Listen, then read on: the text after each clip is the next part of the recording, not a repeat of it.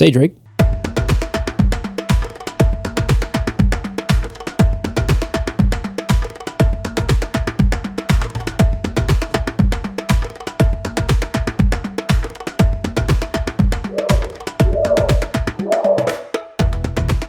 Welcome to the show.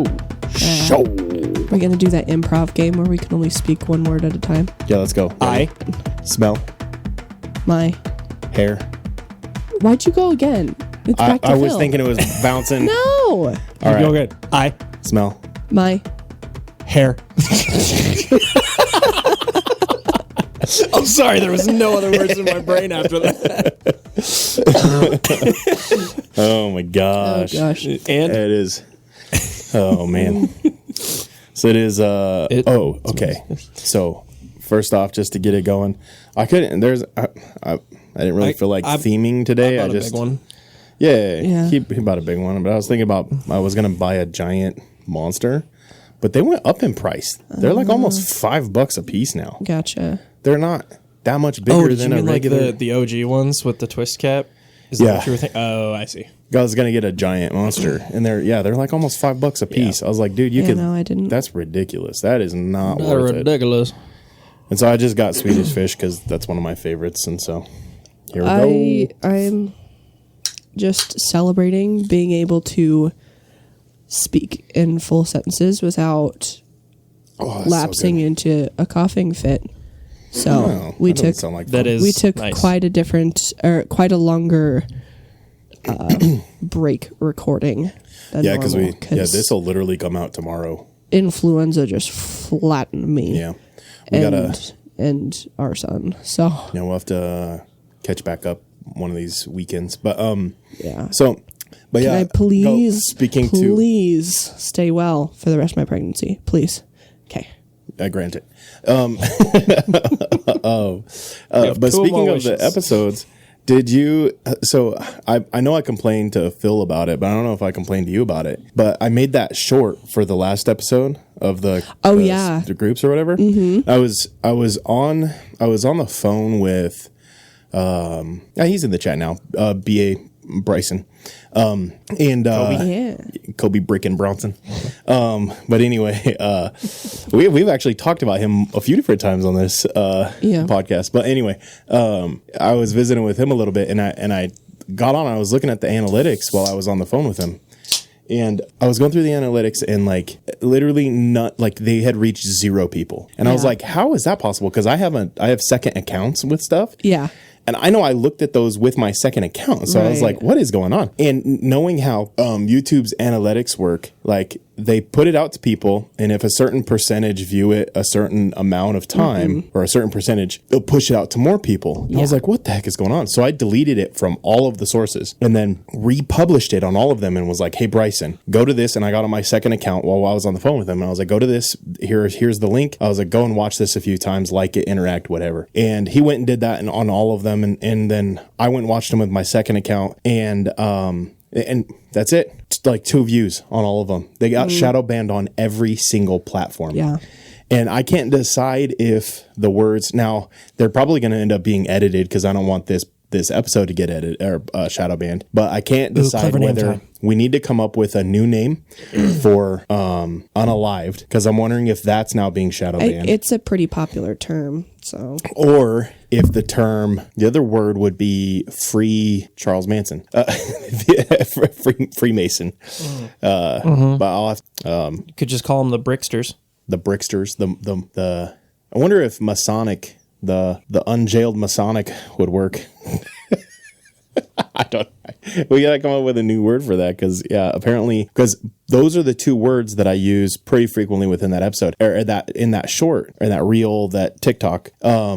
And it managed to get shadow banned on every single one of them. That's crazy. And so not only did it not get any views one time being loaded up. Yeah. I edited the video and then re-uploaded it again a little bit different just to make sure that it wasn't something with like the way it was made. Re-uploaded it and it still didn't get any views on any of the platforms. And I don't have a single video that has a single short. There's not a single one that I've made for this podcast that has less than like 200 views.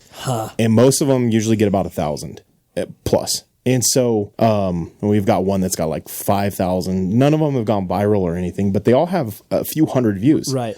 And and then I re-uploaded it onto TikTok a third time just for kicks and giggles, just to see, and immediately shared it to everybody. And it got like, it still wasn't very many views. And I was like, what the heck, dude? And so, yeah, we got like deep shadow banned. And if you didn't know, it was basically talking from last week's episode. It was just the little snippet talking about the 3-letter unintentional. I don't know, what's another word for unalive? Like in the dirt. I don't know. We got to come up with something different that we can say. Afterlife. Afterlife. There we go. Put in the deep sleep. Ended. Ended. There we go. Forever slept? Yeah, the ended and forever slept. There we go. The 3-letter people that were forever slept by potential presidents, and the files that are going to be being released and have been being released. Yeah. It was a little short from that, and yeah, it got deep shadow banned. So dumb, but oh well. So if you want to go see that short, you can. You might have to message me for a link for it, because it's probably not going to show up if you search for it. But if you go to my page, it should still pop up even if you are shadow banned. So that was silly. Well, this week's topic hopefully won't get shadow banned. I don't think so. I wouldn't Whoa. expect it to. Yeah, I mean, if it does that get was shadow like the banned, sound of doom. it'll just be a really, really big 6-fingered and 6-toed pain in my butt. Giant. I was going to say, Pain in my I butt. hope you're setting up for that. In the ancient days of giants, when the earth was wild and free, a creature roamed the valleys, cloaked in mystery. Is he born of angels' blood and man, a Nephilim so tall, or a shadow of the fallen, yet heeding the Maker's call?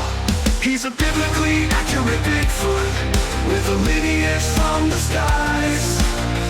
Not a myth or legend, but a truth that never dies. Is he a remnant of the Nephilim, a titan standing tall? Or does he have the word of God upon him, the last to hear the call? I hope you're setting up for that. Nicely done. Yeah, My anyway, brain was like, sloth? do sloths have 6 fingers and toes? Isn't there like a... I thought they were. Is it like 3-toed sloth? Oh, or gotcha. six? I was like, Yeah. But then like 6-toed sloth. 6 toes total. I don't know. You ever seen the like what would you call it? The caricatures, or I'll just go with that. That's not the word I'm looking for, but of like the prehistoric giant sloths. You ever seen how freaking terrifying those things are? I think Did they I've move heard slow? of it. I don't know. Because a giant sloth becomes a lot less intimidating if it moves. Is it the sloth that moves slow? Right? Yeah. Yeah, giant sloth becomes actually really kind of adorable if it doesn't move very quickly. But if it moves quickly, dude, a sloth in general, if sloths moved quick, they would be terrifying. Yeah.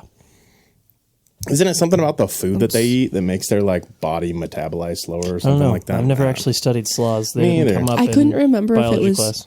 sloths That I remember. or koalas. Is it koalas that the eucalyptics actually has a like trippy like effect on them? Yeah, so they're basically they're just like so- toasted eucalyptus out is- of their minds. Because eucalyptus is poisonous, isn't it, to other creatures? Well, it's I mean, poisonous it's to them poisonous too. to They just us. But it just trips them they've out rather developed than. to the point where that's all they can. Koalas Wait are a the second. dumbest. So wait, if eucalyptus is still poisonous to them, but it causes them to trip out, then would like things like mushrooms, like psilocybin, hallucinogens, be technically poisonous to us, and that's why it causes us to have hallucinations? I don't know if that's why, but yes, I think. That'd be interesting. I think I've the never even question that thought you're answering, through. the answer is, I think yes. Yeah. Psilocybin Well, or whatever they're called. Yeah. It would be okay. So imagine if humans got to the point where we were dependent on alcohol to survive, like some people are. It would be like that. Is my I believe is kind of how that works. It's just like, it's still not really good for them, but it's all they eat. Yeah. Did you know like pirates? We'll see. That's actually why they drank rum a lot, is because the water was a lot more at risk to spoilage and contamination on ships, and so the rum unsurprising would be that makes a lot of sense. That actually does make a lot of clean. sense. But also not exactly hydrating. Great uncle a lot. Tony? Oh my god. Great Uncle Tony? Anyway, we're gonna move on from that. my siblings know exactly what I'm talking about. But anyway, continuing on. Quick bit of trivia. Did you guys know that if eucalyptus leaves are not on the tree, koalas can't recognize them and won't eat them? Oh no. They're that dumb. They literally do not know the That's leaf crazy. shape. Like, they can't tell. It has to be on the tree. I had sloths on the brain because I've been watching like Nat Geo shows and like Secrets of the Zoo on Disney Plus with the boy and stuff. And sometimes I can get them interested in the animals, and I don't know. I just kind of like it though too. I hope that fact hasn't been disproven. They would bring in whole branches of eucalyptus to feed the koalas. Yeah. That makes sense. And they would just like put them up and like stick them in places. That it's totally not related, but kind of. Have you ever fed a giraffe using the sticks of the whatever tree you were that with is? me when I did I it. have not. That's fun. They've got their tongue. They like their tongue comes out and they like just pull the whole thing.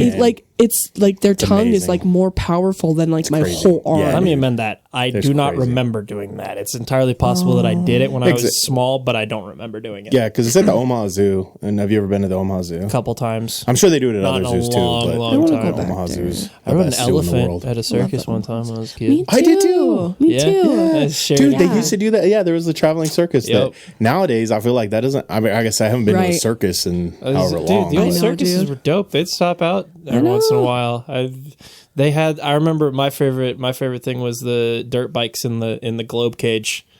That Oh, was dude, those sick. were insane. Yeah. Yeah, Those are still so crazy to dangerous. watch. I was going to say that's still That gives insane. me anxiety to watch. Oh my goodness. That just And then reminds I- me of that ooh. song. The front toes in, I'm a big star. Because on the video they have the Congratulations, Tanner. riding the I bike on the side. I hereby diagnose you with brain rot.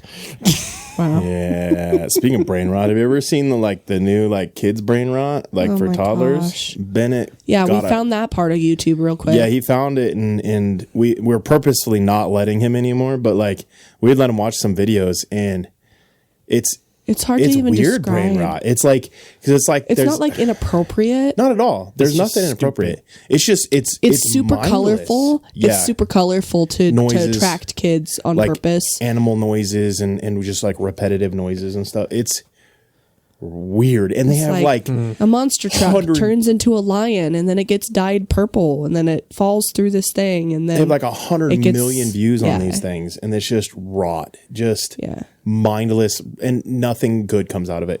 And we switch back to Bluey, and he's loving it, and he's interacting with the episode and having fun. And it's Right. when we do let him watch TV, we've decided it's got to be something that he's or even yeah, kids songs and stuff. Yeah. He picks up on music lyrics real quick. But anyway, yeah.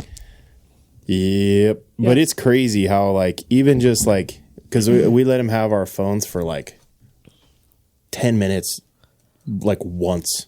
And let him just kind of have just it over for a this second. last week.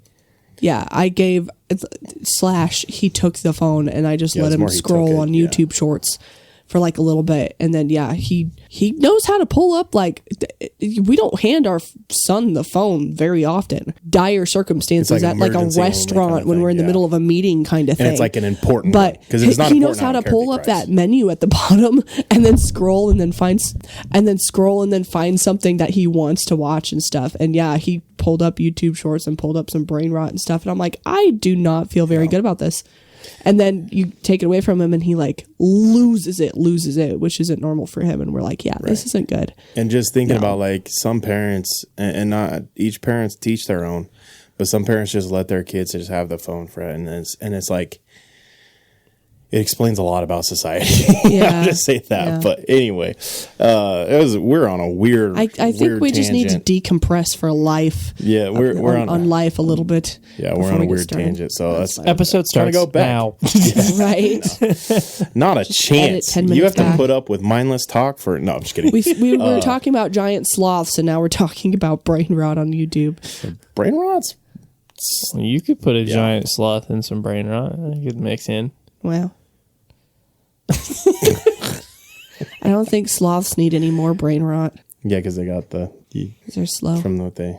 I don't know. Anyway, And the cycle continues. Okay, so continuing, just to kind of get the episode started on kind of a fun topic. Have you seen the videos? Okay. So we're talking about giants today. If you haven't already figured that out based off of the picture as well as the title episode, we're talking about giants. I think it actually needs to be said. We've been on so many tangents already. Yeah, and if we have time or have the information, we were thinking about maybe going into like radioactive Chernobyl style stuff if we do. But I wanted to talk about like have you seen the and this is so not important, but have you seen some of the stuff about like the weird flat top plateau mountains actually being trees that were cut down? Oh, have you ever seen those? Yeah. Have you ever looked into it? Like Devil's Tower. Yeah. And some of them are very convincing. Like Yeah. they look like from a distance you're like, holy crap, that does not that is kind of a weird mountain. Like it's like oddly smooth, and Yeah. anyway, but there are some people who I'm not one of them, but there are some people who believe that that the giants that existed like not necessarily the Nephilim, but just like the giants, like pre-flood giants, were actually so big that when they died, have you ever seen the mountain formations that look like humans and stuff? Kind of like almost like Nefertiti or whatever from. It's not Nefertiti. What is it? From Moana. Yeah. You mean what? Oh gosh, what is her name? I've only seen Moana. Nefertiti. It's Nefertiti. Anyway. I had to say the whole thing. I am Moana of Motunui in my head before I got Yeah, to but copyright. Anyway, some people they believe that like the giants that died were actually they were so big that they were like basically became mountains and stuff. Yeah. And then like there's some weird There's now a there is spot some like weird that in stuff. Montana, right? Yeah, when we went on vacation in Montana. Yes, and there's also stuff where there's like rock lines that look like scales from like a snake that's like just so big it's not even fathomable and stuff like that. It's really intriguing. That's crazy. Yarmungandr? All of what? Yarmungandr? All of that stuff seems. Can I just say that painting of Devil's Tower with the giant bear and the Native Americans up on the top of it trying to fight it off, and like the legend of like the bear scratching trying to get it, like that freaked me out as a kid. Like I thought that was like real. Yeah. Until I was like, I don't know, almost in middle school. That's Anyways, funny. yeah, it scared me. Anyways, okay, go ahead. But yeah, and so all of that stuff, it's like I'll look at it and I can see it, like I do, because there's some that like some of the like islands that look like humans laid down, like kind of like in Nefertiti or whatever. Yeah. They really do look like people, and it's kind of creepy. It's almost like they were either carved that way on purpose, or like you can buy into the myth a little bit just based off of the appearance. And some of the mountain formations that look like they've got the flat tops and cut off and stuff, they almost look like trees. And Devil's Tower, almost if you look at it, it almost does look like that. Yeah. When then looking at like some of the rock formations, it does look like almost like petrified wood at times. All of that, it's like, okay, I could see it, but it's kind of silly. The one thing that just blows my mind about this. Have you seen the videos comparing Himalayan pink salt to bacon? What? And saying that Himalayan pink salt is the petrified, like, fat and muscle of fallen giants. What? Have you seen that stuff? No. Okay, let me find a picture. I'm probably going to edit this part out just so that as you're searching. Yeah. I might need to find a moment to correct myself because I think we said Nephiti, but it's Tefiti. Totally random side note. Did you guys see that the lead singer of Motley Crue's friggin' plane crash? Yeah. I don't think I want to fly anytime soon. Nope. How many are we at this year already? I don't know. Well, and my thing is like, okay, because Tanner's like, that's a lot. And I'm like, is it just because we're reporting on every single one now? And it's just, there's a lot of media fixation on it. I don't know. It sure seems like there's been a uptick in at least notable ones. Yeah. Then there was the Alaska one. Anyway. I can't find the specific video and the pictures I'm looking for because it's hard to find. But just quickly, I wish I would have saved them. But I'd assumed you guys had seen it just because I've seen them a ton. But it is creepy how similar Himalayan pink salt, when it is mined in its like full rock formation and not broken up yet, it really actually does layer and look like bacon and fat and muscle. It's kind of creepy.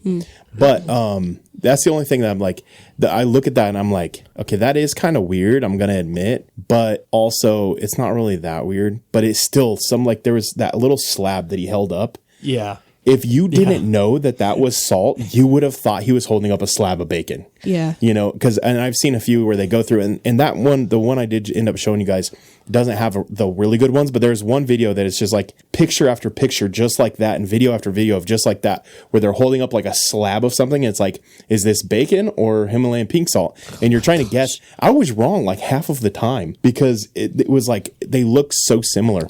And so the theory is game instead of, is this a Taylor Swift song or a Bath and Body scent? Yeah, exactly. But is this pink salt? Speaking of, or bacon. I'm so glad the Kansas City Chiefs lost. I'm just kidding. I'm not kidding at all. So happy. Yeah. If you're a Kansas City Chiefs fan, I mean, you can't even be that mad. You guys were 2-time champions, but not 3. You also shouldn't have been there this year. So. But anyway, we're getting political here. But the pink salt stuff, like, it's one of those. It's like, again, do I believe in it? 0%. But it at least makes me think and go, okay, that is actually kind of weird. It is weird. And but there's a lot of things like that like when you look at layers, like, and I guess what I'm trying to get at is there are times where I really do feel like our common knowledge, like quote unquote fact narrative, just doesn't make sense to me. And even when I do have someone who is actually like in the know and can like prove the fact to me in a way that I can understand, I'll still get done and just be like, yeah, that doesn't make sense. Like things like the Grand Canyon. Like people, like when they explain how it was made, I'll get done. And I've heard it explained really well a few different times. And I get done with that and I'm like, that still just doesn't track with me. It still just doesn't make sense to me. Yeah, well, I think this makes me think more along the lines of like, we believe in God, the one divine creator, and we believe that he was very intentional about his designs, and some of his designs end up looking the same. Like I can't think of like rock salt and like fat. Supernovas and single-celled organisms if you zoom in on them, or like root systems for trees, and then the veins in a human body, like that kind of stuff. Yeah. It's all like God kind of there's allowed themes. There to be connections and designs to show his to show his original, maybe to make it make sense a little bit more to us, but also just to show like it was planned, like he had a plan with it all. Right. So, yeah. Well, and speaking of, have you seen the a new video that came out that's supposedly showing the angel with the eyes all over and the like rotating wheels and that kind of thing? There's a new video that has popped up and you can run it through that AI detector thing, and the AI detector showed it was only like 0.3% possibility of it being AI made. That doesn't mean it's real, but it just means it wasn't at least AI, and it looks just like that. But it's crazy. And it's like silver scale or bronze. There we go. It looks like bronze color. Gotcha. Would it be able to tell if something was like CGI, not necessarily made by AI? I think it just detects AI. So if someone worked really hard on CGI to do that, then it wouldn't detect that. Right. Okay. But it's Sorry, pretty I had to interesting. put on my But yeah. skeptic hat. No, and I'm gonna be doing that a lot, considering I didn't do any research for this episode. So, But no, that's and completely, totally not related. But that was. But it is interesting, and yeah, if you ever wonder if something is AI, they do have tools where you download the video and then run it through their program, and it'll detect whether it's AI. But that doesn't necessarily, like you said, it doesn't mean it's CGI or real or whatever. What if AI designs an AI detector that lies to you About whether it's AI? The newest controversy in AI is that they've now come out with proof that the new AI has actively been lying to its designers in order to protect aspects of it from being deleted. Yep, we're cooked. Skynet's coming. Get ready, I started thinking about something, and I was like, okay, so we've always talked about what happens when, AI gets self-aware or whatever.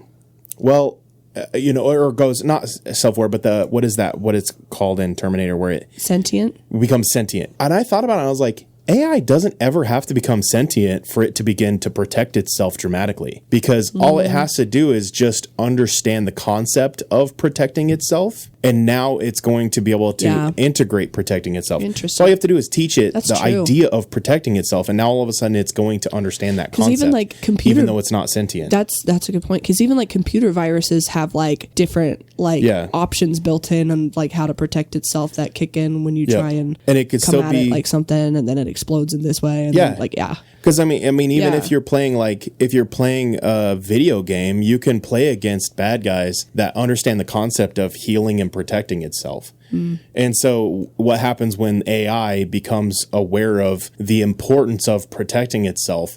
Anyway, and it can begin to do drastic things, even though it's not actually even sentient. Wow.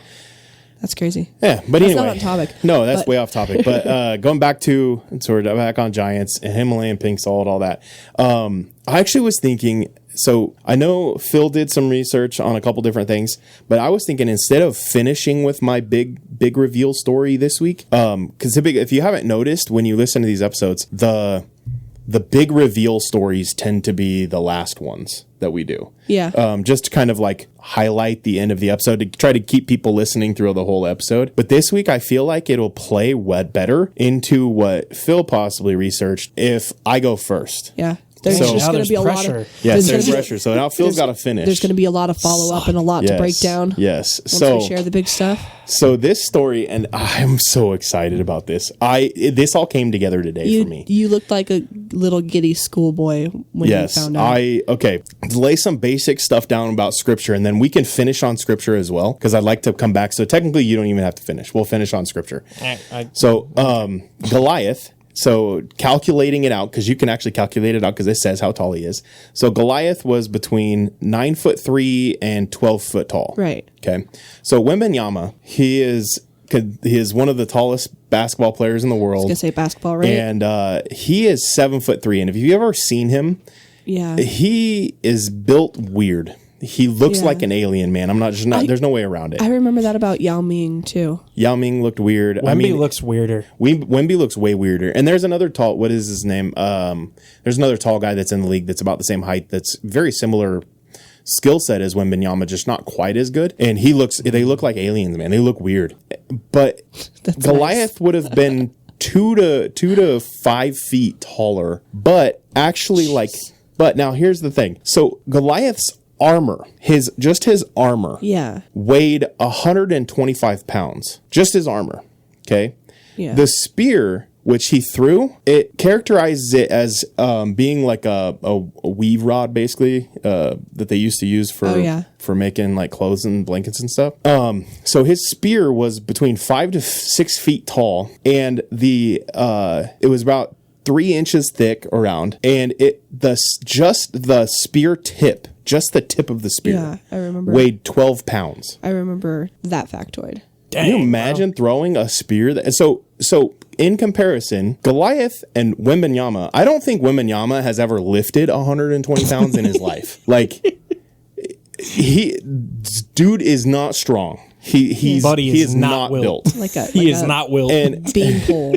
Not a chance. And so I feel like even and as you get taller than that, I feel like their muscle mass gets it's harder for them to be strong. Like Shaq is kind of an exception, and Shaq isn't even 7 foot tall, right? He's like 6'11". Yeah, something like that. So he's close, but either way, because Wembanyama makes Shaq look short, and so I feel like Shaq's one of those exceptions where he's actually strong and big. Yeah. But like I feel like if you add 4 feet, man, you're just it's strengthening out those muscles and it makes them weaker. And but anyway, I've never seen a 7-footer that looked big.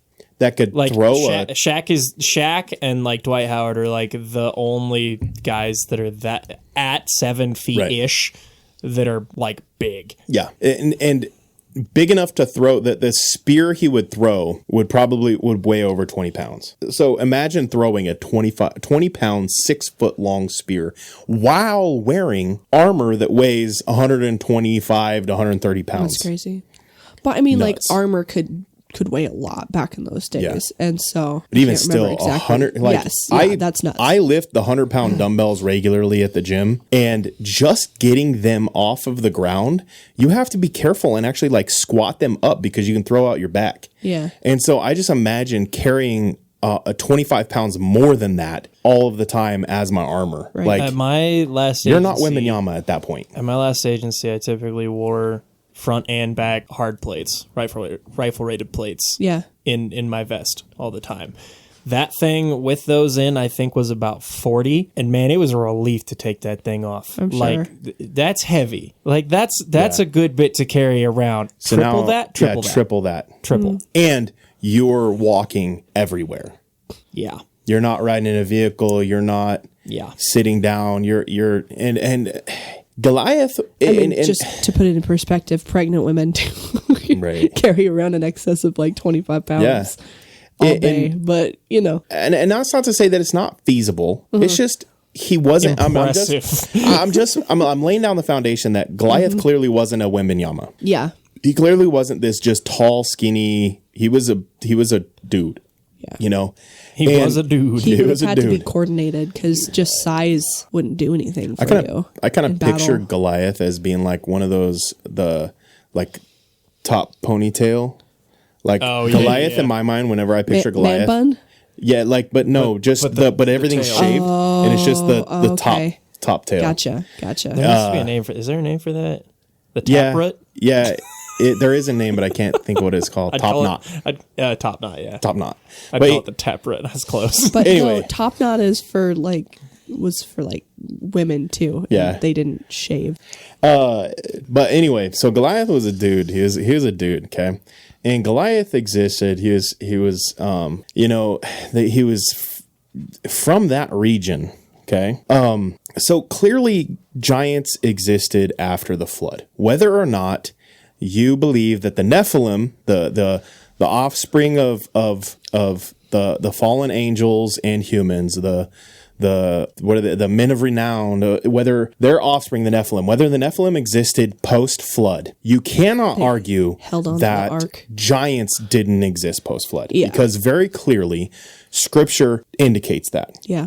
And Goliath, it literally lays out how tall he is. So you can't even be like, he was just a really tall guy. No, it specifically says how tall he was in the Bible.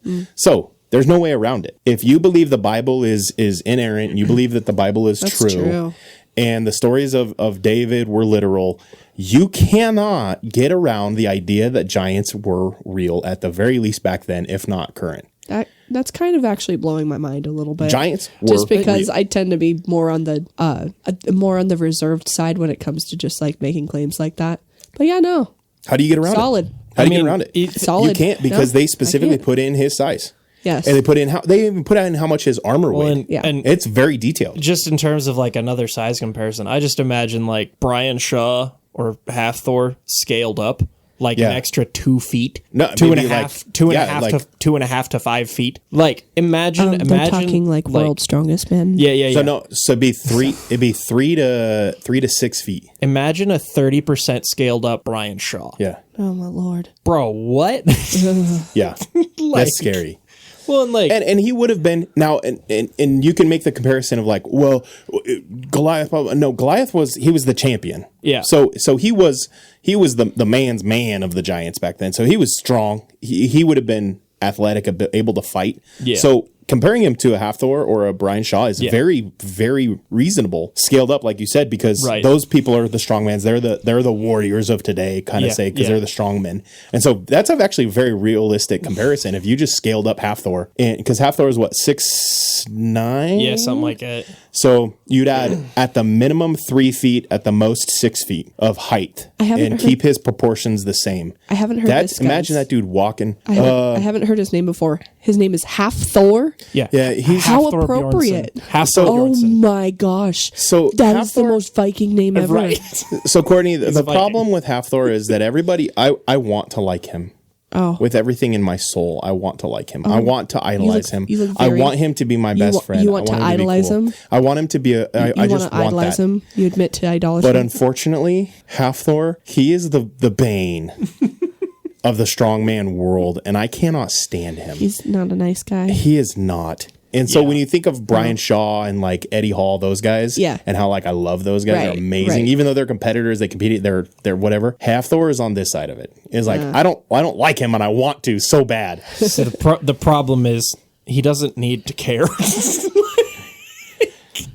Although his record isn't a real record. Anyway. Whoa. No lies were told. Anyway. But anyways, him and we scaled were up would be talking very just realistic. for no one who has a before I married Tanner, I didn't really know the difference between bodybuilding and like strongman stuff and like world's strongest man kind of stuff. There's a big difference between like the show muscles of bodybuilding and just world's strongest men. Like they kind of have a little bit of a tummy, but that's because like their whole bodies are muscle and Well, and when like, they cut, and oh my goodness. Because like when Eddie Hall cut, he was weighing 400 pounds and you can see his abs. Yeah. Like so crazy. It's like the build is completely different, like solid, not like bodybuilding. You like starve yourself and then pump yourself. If you ever pump your muscles up and stuff. Yeah, no. If you ever want to see the big difference between bodybuilding and powerlifting, watch the video of Brian Shaw handing out the medals of the bodybuilding awards. Yeah. It's amazing because the music is like that. Like the heavy breathing, and then just Brian Shaw walks in and he's like a monster next to these dudes. It's amazing. But anyway, I think just Hathor, if you have no context for that, isn't Hathor? He's an actor, right? Or didn't he play on? He was in Game of Thrones. He was the Mountain. Yeah. Makes perfect sense. So anybody who has watched that, I'm secretly judging you, and. Never made it past the first episode, if you know what I mean. Yeah, the first episode I was out. I mean, I had too much family bonding going on. I couldn't watch it. Anyway, but he is an actor, so if you've ever seen that, you got context to who that dude is. But anyway. Oh, my Lord. Anyway, So we have to face the reality that giants, they at least existed at that point in time. And if it talks about, so the Canaanites were giants. They were big people, because it talks about when you get into I was talking to you about this last night. The promised land. Yeah, when you get into scripture and like Joshua, Caleb. Yeah, and they're talking about the valley of the giants and going into Canaan. All of the spies come back and they're like, these guys are giants. These guys are huge. They're giants. And Courtney propped the preposition of like, well, they could have been lying. Yeah. And I was like, well, no, because then Joshua and Caleb. I phrased it as could they have been lying? Because I didn't have the scripture right in front of me. Yeah, and I was like, I don't think so, because then Joshua and Caleb, when they rebutted, they would have just said, nah, these guys aren't that big. But instead they said, no, this is the land of milk and honey, of which God has promised us, therefore we can go and take it. And so when you look at and you break down the scripture of that, the words that it's using for giant are the same descriptor as we would get for Goliath. And so Goliath was a Canaanite. And so or you know what I mean? And so the land that they were getting ready to take over was full of giants. And so it makes you wonder if that was part of the reason that God had commanded them to to kill them all. Yeah. Because that's always been weird to me. And I know we mentioned that on the podcast before, but like that's always been weird to me why God would just want to annihilate an entire like civilization. And just like start 1,000-year-old beef like that. Yeah. But this is kind of feeding into a question that I have for towards the very end after my I was hoping so, and that's why I wanted to start with this, because I feel like I know where you're going to be going. So at least I hope I know. I think it's a little bit different than what you're thinking, but I think it's just as good, if not better. We will find out. Yes, we will. But anyway, I found the picture of the wheel. Here it is. Oh, the angel wheel. Hey yo, but it's a video. But yeah, I took a screenshot of it so I could show you guys. But anyway, I'll drop that in the Discord if I remember. I was gonna say I can't see it. Anyway. And I'm not getting up again. So. But yeah, when you break down the actual words, it goes to like, the Raphaim, which means giant. Yeah. It comes from the word gigas, which gigantic. Yeah. You know what I mean? And so the words are the same. Seeing a Monty Python skit in my Yes. They went down the hill, which was in the valley of Benoim, which is in the valley of Raphaim. So it's in the valley of giants. It's literally called that. Joshua 18:16. And again in 2 Samuel, we see the term Raphaim, giants. In multiple places in 2 Samuel, we see that. In Genesis 6:4, 6:4 is we're going back to pre-flood now. Okay, so we kind of overdid the giants post-flood. We know they existed post-flood. Pre-flood. Here's something interesting that is hurting my brain a little bit because I've never looked at this way before, and I didn't even get this from somebody. I just was reading this on my own, and it clicked in my brain a little bit. And so in Genesis 6:4, it's talking about the days of Noah and the Nephilim being present and all that stuff. Okay? Yeah. So it says that let me pull up the actual scripture so that I can just read it straight. Good to go to the source. Yeah. So Genesis 6, I'll just read the whole thing. So it says, when human beings began to increase in number on the earth and daughters were born to them, the sons of God saw that the daughters of humans were beautiful and they married any of them they chose. That's talking about the fallen angels, basically. Mm-hmm. Then the Lord said, they hadn't fallen yet. Then the Lord said, my spirit will not contend with humans forever, for they are mortal. Their days will be 120 years. The Nephilim were on the earth in those days. And also, afterward, when the sons of God went into the daughters of humans and had children by them, they were the heroes of old, the men of renown. The Lord saw the wickedness and then brought a flood, basically. So it says, the Nephilim were on the earth in those days of the flood, when the sons of God went to the daughters of man and had children by them. Okay? Yeah. But there's a little caveat there. It specifically says, Genesis 6:4, the Nephilim were on earth in those days and also afterward. And when you look up the actual Hebrew for it, it actually means and the hind or following part. So afterwards. So literally. So the Nephilim were on the land during the days of Noah and also afterward. So why would it mention it like that though? Is it because they were completely eradicated, but then there was another population boom of them? I don't know. But when it refers to Goliath as being a Nephilim, or no, it refers to the Canaanites as being a Nephilim. Yeah. That very easily could be the afterward. Yeah. Well, we know that they didn't actually destroy all of the Canaanites. Right. They were told to, but they didn't. So, present day. Let's go. Continuing on. Do you have the scripture with the Canaanites being called Nephilim? I do, but just not off the top of my head here. Yeah. Okay. But we've talked about it pretty length early on in the I'm podcast. just always a fan of quoting it. Yeah, for sure. I don't have it pulled up, and that's fine. Go ahead. Bad Tanner. I know. But the Rephaim were the race in Canaan, basically. That's the giants, basically, is what it's saying. But so have you guys heard of the Kandahar giants? Probably not. Have you? No. I've heard of Kandahar, but not the Kandahar Giants. So football team? I'm sorry. That'd actually be a really cool football team name. But okay, so football, to be clear. Kandahar is in the Kandahar mountain range is in Afghanistan. Oh. It's one of the prominent mountain ranges in Afghanistan. Afghanistan, if you didn't know, is a very mountainous region. Yeah. And so when the Israelites and everything and everybody in that whole region kind of come to power, you would imagine that if there were pockets of Canaanites who did live, that they probably would have fled the region. If they had fled the region, Afghanistan is a very realistic place that they could have fled to, in my mind. It would have been lower populated because it's a mountain range and all this other stuff, okay? So fast forward to 2002, okay?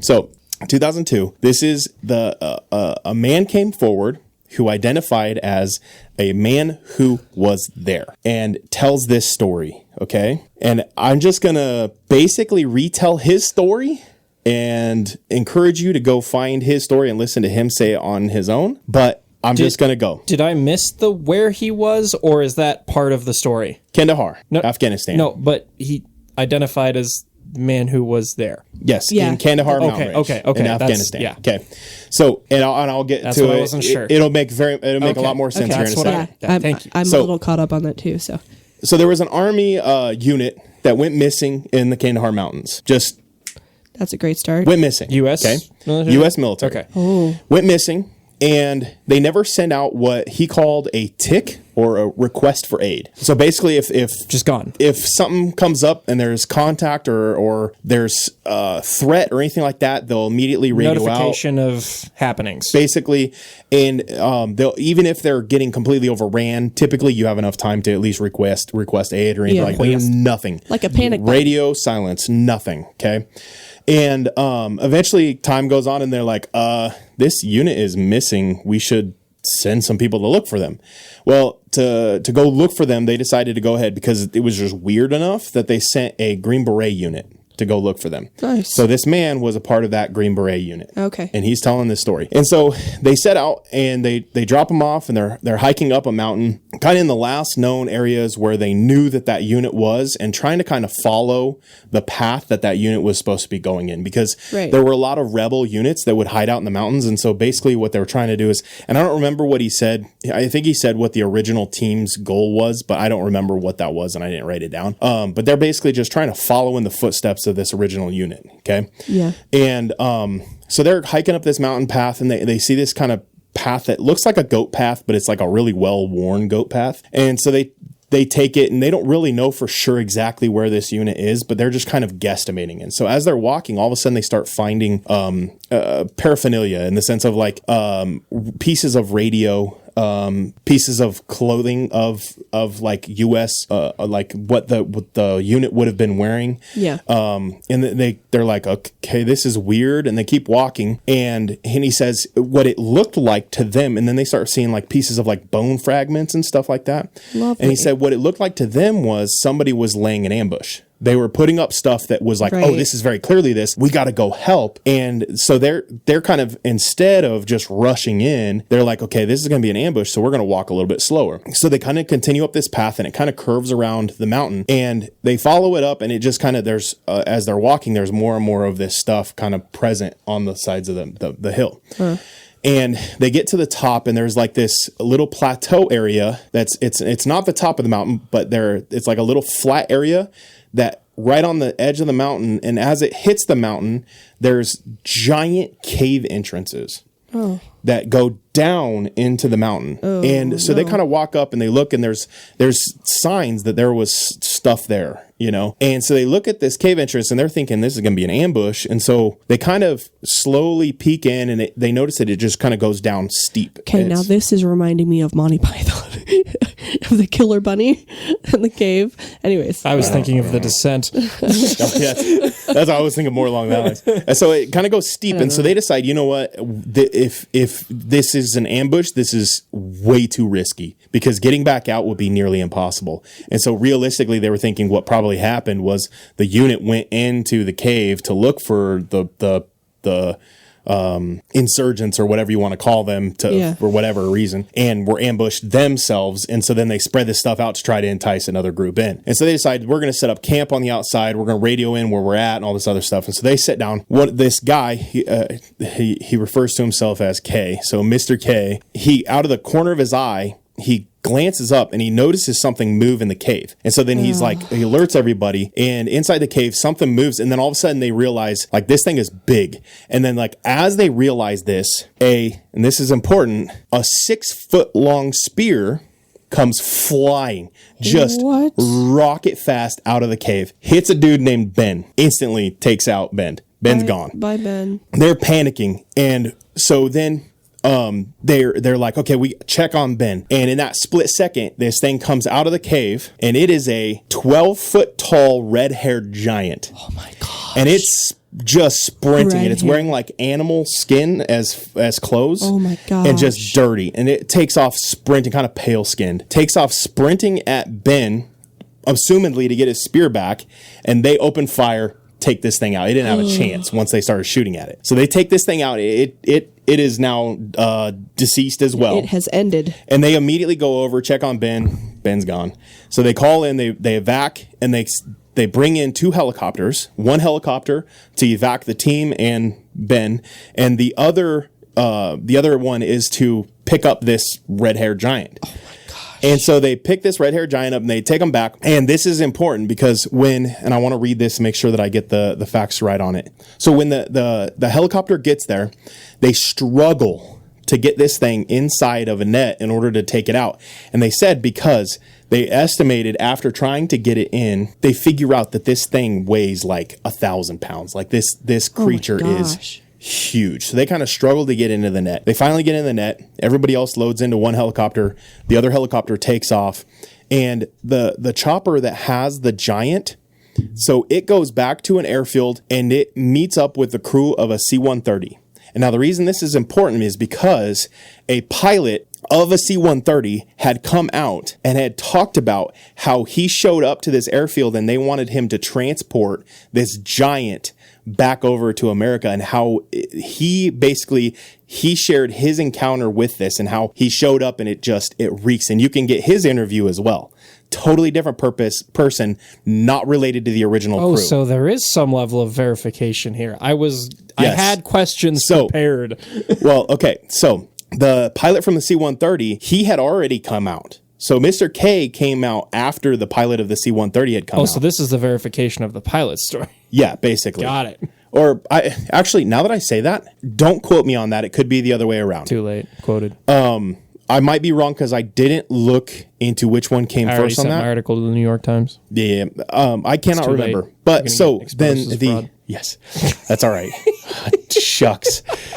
So then the pilot of the C-130 crew gets there, and this pilot corroborates the story, and he remembered it being 12 foot to 15 foot tall, and it had 6 fingers and 6 toes, which is important because the Nephilim also had 6 fingers and 6 toes, which is interesting. That it had red hair, and he said that it just reeked. It just stunk really bad. Now, that could just be because it was decaying already, or it could be whatever, but he just remembers that smell. All of this, it then gets immediately labeled as top secret. He's not allowed to talk about it, and he waits 10 years and just says, screw it. Like, this is weird enough. I need to share this. Mr. K kind of decided the same thing. He came out and decided he wanted to share it. So the original team, with Mr. K's team, the Green Berets, they basically go in and they have to provide their after action report. I don't remember exactly what he called it, but basically they had to just provide the after action report to their higher ups. And they're like, you know what? We're just going to tell the truth here. We're just going to be honest and just let it be. So they write it out and they submit it. Immediately the higher ups are like, yeah, we're not accepting this. Like, you gotta rewrite this. We're not accepting this. So then they were like, okay, we'll just rewrite it and make it sound like it was just an insurgent crew. Like write it as though weren't really sure. Yeah. And so they rewrote it and it got accepted, and immediately. So nothing about giants in this thing, nothing about it, but they rewrote it in this 2002. They rewrite it, submit it, and immediately it gets classified as top secret and redacted. And so if you do a Freedom of Information Act, everything in it is redacted. Why is it redacted if the language is so vague that it just sounds like a random insurgent crew? Interesting, right? So it immediately gets top secretized. Because this whole thing didn't redacted. happen. Exactly. Whether you believe that or not. I mean, you can put in the Freedom of Information Act for this event and you can find, but anyway, so they submit it. It's gone. And so then the whole team had to sign.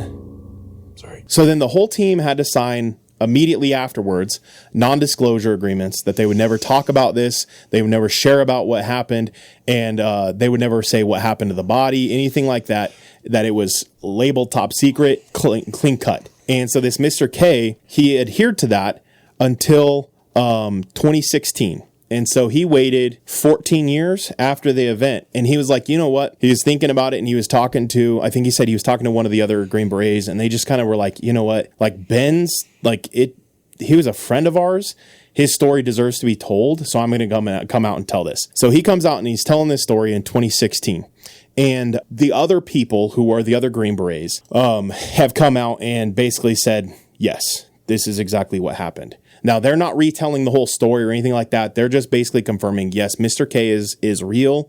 He is actually telling the truth. This is a real thing, okay? Now, the thing about this is you can listen to this story and you can be like, okay, whatever. There's no way this is real, whatever. But coupled with the idea that if we recognize that giants are real, that Nephilim could be very real, and if Nephilim did exist after the flood, and Nephilim do exist still, this very easily could be an example of them finding the Nephilim. People who are in the military, people of the military, have gone back and watched this interview, and they basically say, yeah, this dude at the very least was a Green Beret, because the language he uses, his demeanor, the way he talks about things, it is very much, this is one of our brothers in arms. This is somebody who is at least telling the truth about his military rank. Yeah. Now, the story, obviously, you can't tell whether it's real or not by listening to him, but you can tell based off his demeanor, you know, is this guy actually military? Is he actually telling the truth? So they basically said, we trust that this guy is military. Okay. So then the next thing is people who are in the military, who have been to Afghanistan, regularly talk about how Afghanistan is just like, it's a whole nother world. Yeah. It's just, it's almost like it doesn't feel like Earth. It's so different of a place. Yeah. And just the vast, just mountain ranges, you know, just like, it's a different beast altogether. And they'll confirm that. And so you kind of combine that with the fact that the other guys from the Green Beret unit came out and corroborated the story. There are the top secret files which have been redacted, but you can't tell what they say because they've been redacted. So it could just be a completely random incident that had to do with, like, you know, Bin Laden, you know, like, you know, it could be just something completely random that this dude is just trying to say. But I will say this. So you could say this story could be easily faked, but so I decided, you know what? I have a lot of friends and family who served in Afghanistan and know what it's like over there. So I reached out and I was like, hey guys, and I won't put any names or any relation to any of them. If you want to talk to me in person about it, which Phil, I'll talk to you later about exactly who it is, but I won't share names and I won't share relation. So there's no connection. Okay. Whether they're friend, family, nothing. So I reached out to one person, and this person was a Marine.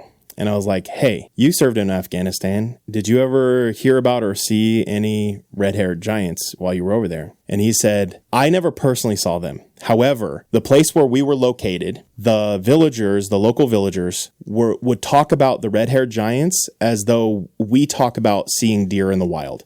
Right. Just, it was common. It wasn't lore. It was just, they exist and they've seen them. And it was just common talk. And we asked, like, how big they are. He said it was a little difficult just because of the language barrier and the unit change, but basically the equivalent of around 12 feet tall. And so all of the local people, he's like, we never saw anything like that, but we did hear back when I was over there. Now, this would have been pre-2016 when he would have been over there.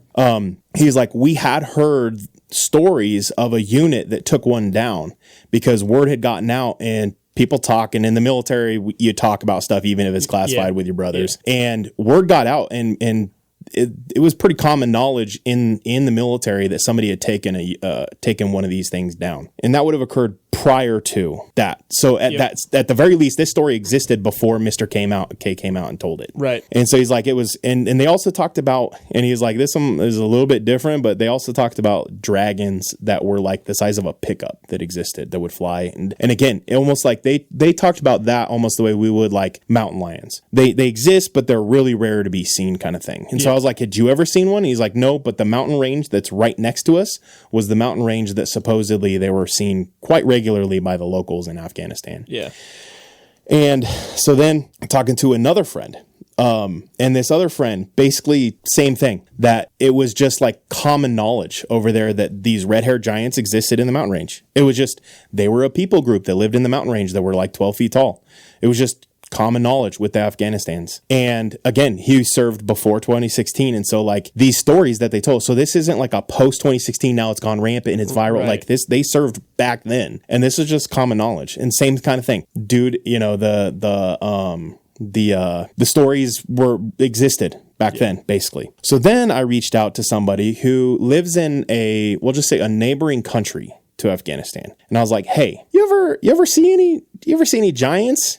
And he's like, no, but it is very common conversation. And all of our fantasy books, basically like fact and fiction, always try to talk about try to include the race of red-haired giants that live in the mountains and stuff. And so like in a neighboring country, not even in Afghanistan, in a neighboring country, they talked about the red-haired giants that lived in Afghanistan quite regularly. And this is somebody who grew up there. So this is somebody who lived there. And it was just common knowledge. And he's like, I never personally saw one because I never really left the city or anything like that. So I would have never even got a chance to see him because we were all afraid of the mountains because we didn't want to go see them. We didn't want to see them. But it was just like common knowledge that they existed.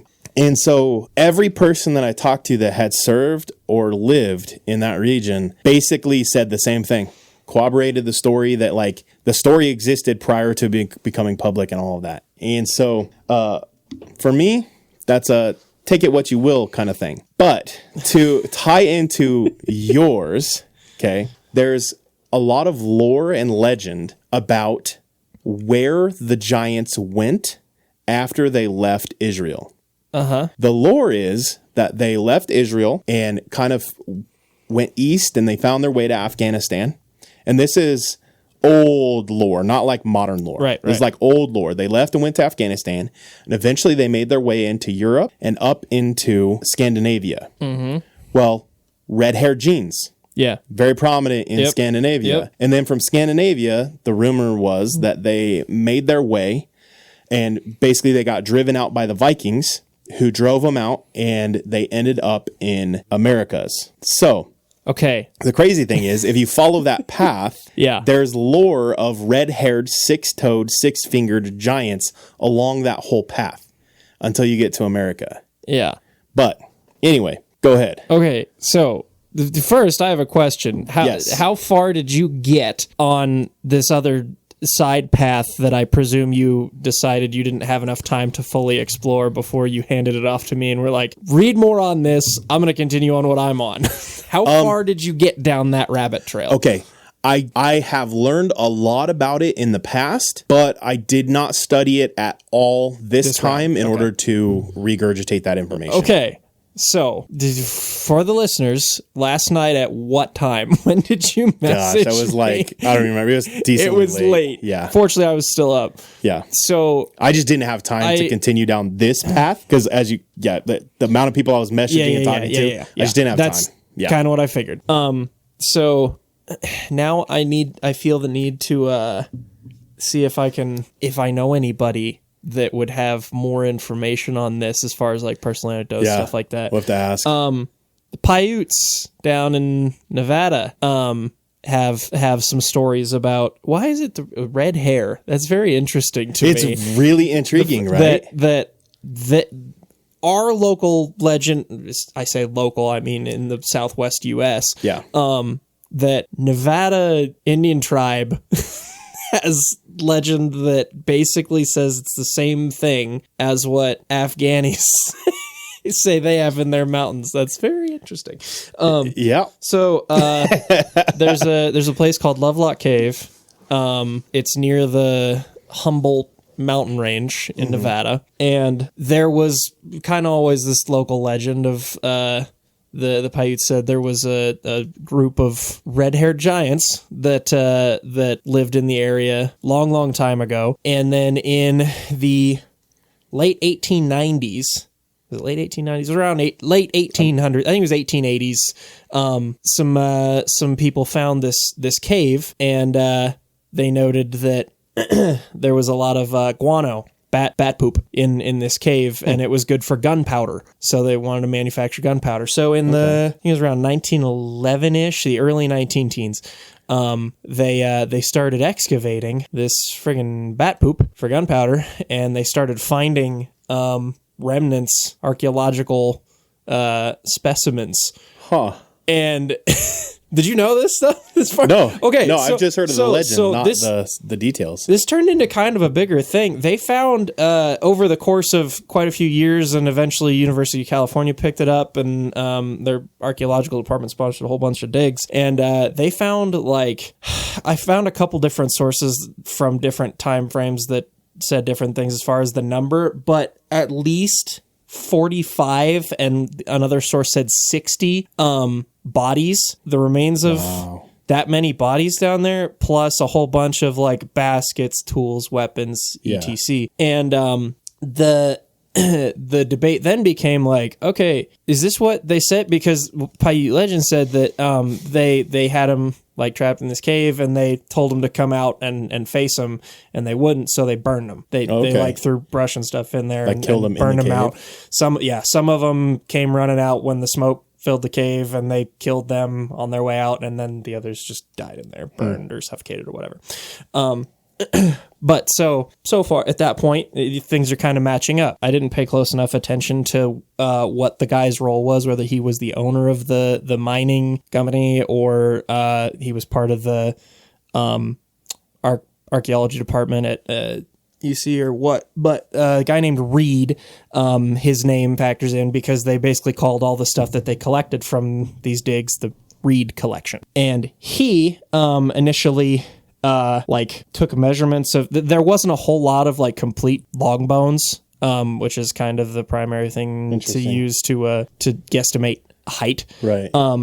His initial measurements, he just kind of guesstimated off of the measurements of the femurs were between 14 and a half and 18 and a half inches, I think. So his estimate based on, I don't know if he just had stupid short femurs or what, but for some reason he thought that the overall height estimations should be 7.5 feet to 9.5 feet. Interesting. A more scientific approach yielded shorter results, more in the 6 foot range. The tallest one that they found in the cave was 6'6" or something is what they estimated the height would have been. However, there was a 15-inch sandal that they found in there.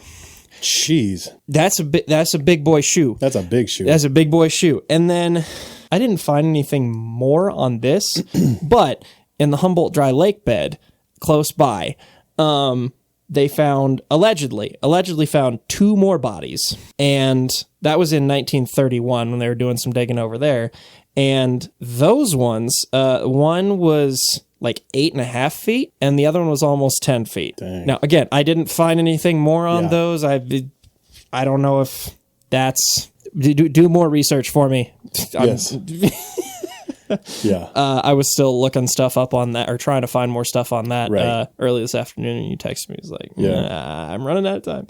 But so then there was one other thing that tied into this, was just a brief mention at the bottom of one of these articles, talking about Peru. Do you know anything about this? A little bit. Okay. So I'm so glad. I was hoping, because I didn't do any research on this. Yeah, man. There's a very, very, very similar legend from, I love this word, Lake Titicaca in Peru. The Uros Indians were alleged to be red-haired giants, according to locals down there. Very, very similar. It just keeps coming up. I don't know. Yeah.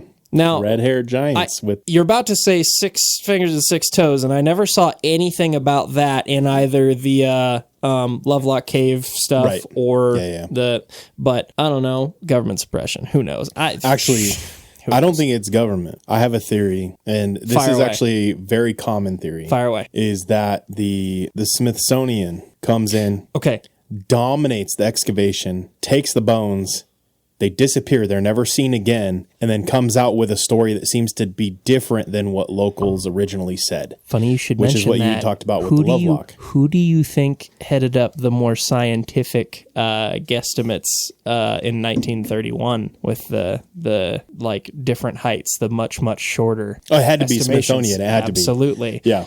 They gained some. This whole thing gained some traction, and you see, and Smithsonian's like, sounds interesting. We should come check it out. And then all of a sudden, it's like gone. Now. And okay, I don't know anything about Mr. Reed.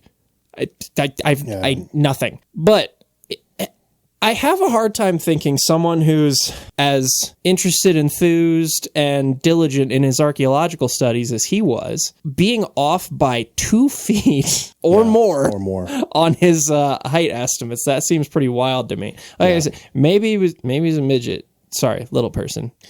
Yeah. But I don't know. But 100%. That's crazy. It seems to be so. Like there's tales of them finding giant bones in like I brought up the Grand Canyon earlier, but giant bones in the Grand Canyon in some of the restricted sections that weren't restricted at the time. Yeah. And this is all hypothetical. This is just for fun. This is you know the tale. Yeah. That the Smithsonian would come in and take over the site, and then it was never heard of again, and it disappears. It sounds like the Smithsonian does this a lot with a lot of different things, not just giant bones. Yeah.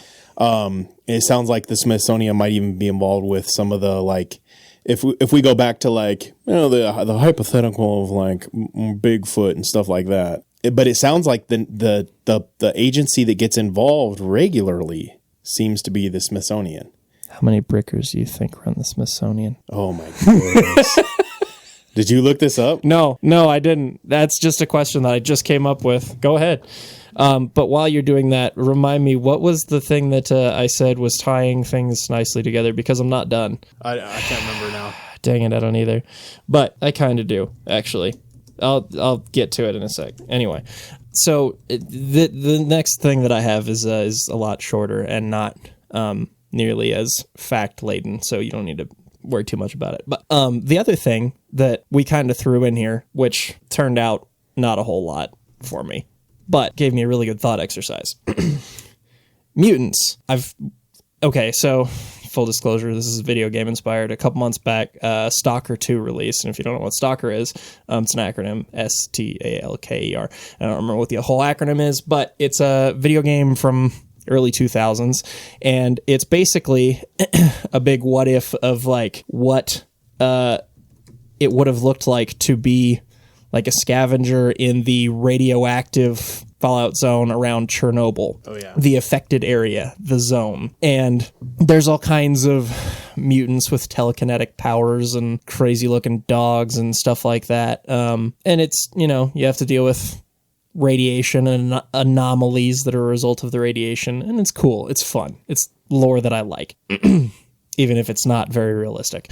My Discord profile picture is Stalker's, which you're making a Continue. face. Sorry. I have a feeling we can get to that in a sec. Anyway, so I was curious. I'm like, what did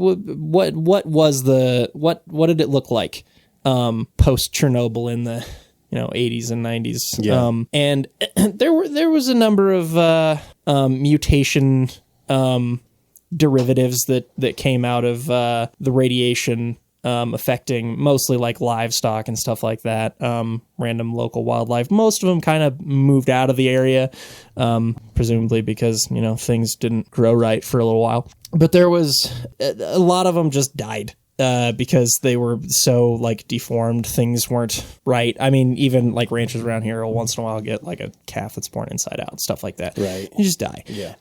But there's also a lot of cases of like extra limbs, size differences, color differences, face deformation, stuff like that. Right. I think, what did it say? In like 89, 90, there was a spike. They thought maybe like the sarcophagus that contained the whole thing had like a burst, deteriorated enough that there was a lot more radiation again for another year or so. And there was like 400 reported mutant births that year in like the Ukraine area. Crazy. But anyway, so again, didn't really find a whole lot more about that, but it got me thinking. We've talked a fair bit about, shall we say, supernaturally inspired technology and human innovation maybe being driven by an exterior force. And I started thinking about, what if giants were the result of Nephilim toying with God's creation, humans? What if they have access to things like radiation, radioactive things that they can tinker with DNA? Because that's what mutation is right. Just DNA getting basically corrupted, if you think of it as like a data file, which is basically what it is. That's actually, yeah. Dude, radiation just damages DNA. And so sometimes it just gets destroyed and doesn't work anymore. Sometimes it doesn't get damaged at all. Sometimes it gets damaged and repaired incorrectly. Yeah. Or just remains damaged but working. And so I just started thinking about what if that's what that whole thing is? What if it isn't so much the Nephilim themselves? What if it's a totally like a different thing? But what if that's what that is?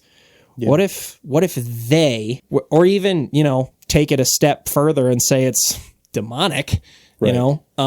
A straight up evil force rather than just the kind of like passive evil that is the Nephilim. Uh-huh. That's kind of, if I categorize it, I think of it as like they're not quite the same level, but similar. Right. But what if that's what that is? Because that's kind of what Satan likes to do, right? He likes to mess with God's creation and. I mean, for real, yeah, yeah. Like screw it up. That's so true. Well, what better way to screw up God's creation than take humanity and mess with their DNA? Yeah, that's just a thought, man. I mean, that would actually kind of line up with like the thoughts of like, let's say hypothetical again, that the fallen angels are actually what we would refer to as aliens.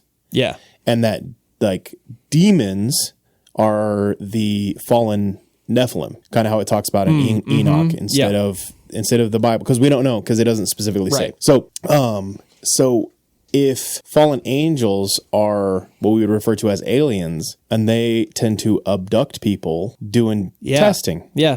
And let's say somebody like the Smithsonian is ran by people who are evil, there'd be a lot of testing being done on what they're finding. So, two things. Did you have anything else? No, that was kind of my tie together thought was just like, I didn't intend for that to tie back into giants when I went off on the mutant pathway. But then all of a sudden, like it hit me. I was like, what if giants are a result of like, because I was thinking about like engineered mutation, right? Yeah. Like that's something that humanity's been working on for a long time. Like science has been driving towards like being able to cure cancer by messing with DNA, being able to, change all these things. Like deciphering the human genome has been a massive project for a long time. That's kind of like our magnum opus is kind of our high point is, that's the key to like solving a lot of things that are wrong with humans is DNA. Right. So what if, they're a step ahead of us. According to our theory, our little timeline that we've kind of created here, whether it's real or not. Yeah, it's for funsies. It's not, just to point that the importance of it is it's not important. I was going to say Jesus is important. Yeah, this is in our biblically accurate Bigfoot canon. Yes, there you go. The Nephilim and demons are a few steps ahead of humanity technology-wise. They know stuff that we don't. Yeah, and so what if they're ahead of us on that too, and they've just been messing with stuff throughout history? Yeah. What if that's what if is in the hills of Afghanistan? Well, and that's what if, like, looking at people like Wembanyama, what if that is intentional tinkering? Dude. What if these freak athletes? Jokic is the antidote. But I did find a couple interesting things. First thing is, as far as the leaders of Smithsonian being Freemasons and stuff. Hey. So the Brickers. I gotta say, we might have to figure out a new way. The Brickers. A new slang for that just because algorithms. But it would be really tough to decide because enough people run it that are, that cross over into Congress and stuff like that. There's a fair bit of overlap. Yeah. But also, there is a specific branch of the Smithsonian that is its own Masonic. It's called the Smithsonian Mizra. It is in and of itself their own branch of Freemasonry. Are you kidding me? No, dead serious. Anyway, I found that. Then that's just me quick Googling it. So if that's wrong, I apologize, but I just quick Googled it. And then two things, and then go back to genetic stuff as we can finish. The first thing is, so this is known scientifically that we, per generation, on average, have 5 additional errors in our DNA sequencing per generation. Right. So if you think about it, between us and even, say, Jesus, right? How many generations was that? Quite a few. And 5 errors per generation. How much different is our DNA sequence from Jesus's? You know what I mean? It starts. Now you start going all the way back to, let's say, Adam. Yeah. Man, Adam and those guys would have been way different than we are. Yeah. Well, I wonder if the Giants or whatever, if they have those same errors or if it's not. But then this is a random just fun fact to end on. Okay. In humans, okay, having 5 fingers is a recessive trait. What? Having 6 fingers would be a dominant trait. Having 5 fingers is a recessive trait. How does that? What? Yeah. So if someone had more than 5 fingers, that is the dominant trait. And so having 5 fingers is actually a recessive trait. So it's 2 recessive genes making 5 fingers. So it would only ever take like one crossbreed there, and any progeny from there forward would absolutely weird, have. Right? Huh. That's really just random. And the implications of that, you can run 100 different ways with that. But how weird is it that having 5 fingers, 5 toes is actually, it's a recessive trait in humans. So then the Nephilim, let's say the angels had 6 fingers, 6 toes. When they created offspring of Nephilim, Wonder if 2 having eyes 6 fingers is a recessive trait. I don't know.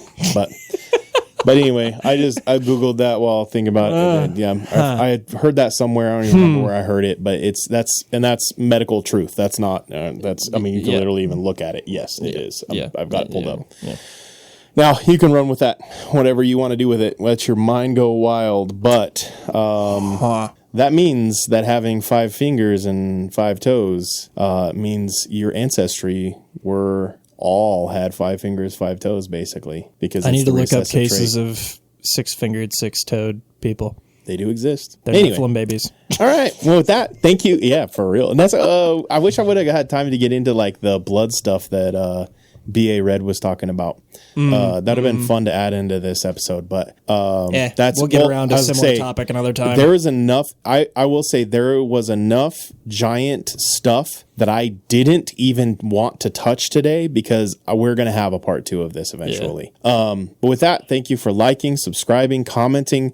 Go and rate us on Spotify. Even if you don't listen to us on Spotify, go rate us as 5 stars because it does help. The more 5 stars you have, the more that Spotify puts your stuff into play. Go check out our shorts, our YouTube, all of that. Subscribe to us even if you don't listen to us on those platforms. It does help us. And thank you for listening. You guys are amazing. We love you. Okay, bye. Whoa.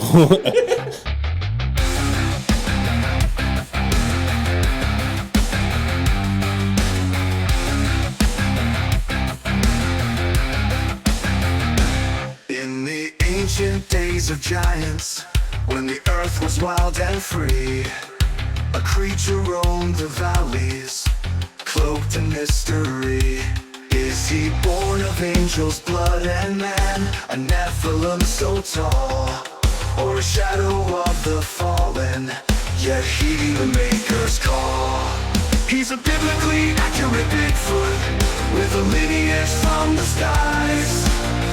Not a myth or legend, but a truth that never dies. Is he a remnant of the Nephilim, a titan standing tall? Or does he have the word of God upon him, the last to hear the call?